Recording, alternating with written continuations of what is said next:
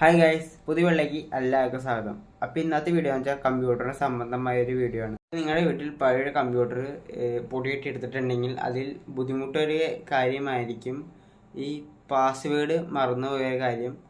അപ്പോൾ നമുക്ക് അങ്ങനെ പാസ്വേഡ് മറന്നു പോയിട്ടുണ്ടെങ്കിൽ അത്തരത്തിലുള്ള കമ്പ്യൂട്ടറിലൊക്കെ നമുക്ക് റീസെറ്റ് ചെയ്യാൻ പറ്റും.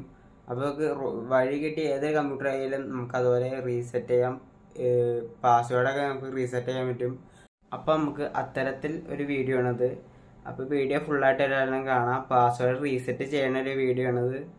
അപ്പോൾ ഞാൻ കാണിച്ചു തരാൻ പോണ്. അപ്പോൾ വീഡിയോയ്ക്ക് കിടക്കാം.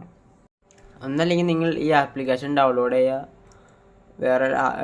വേറൊരു ലാപ്പിൽ ഡൗൺലോഡ് ചെയ്യുക. അപ്പോൾ ഇതിൻ്റെ ലിങ്ക് ഞാൻ ഡിസ്ക്രിപ്ഷൻ ഇട്ടേക്കാം.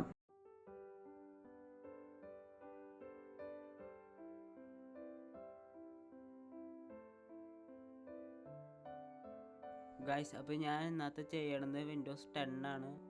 അപ്പോൾ നിങ്ങളുടെ കയ്യിൽ ഏതാണെന്ന് വെച്ച് കഴിഞ്ഞാൽ വിൻഡോസ് 11 ആണോ ഏതാണെന്ന് വെച്ച് കഴിഞ്ഞാൽ അത് ഇൻസ്റ്റാൾ ചെയ്യണം.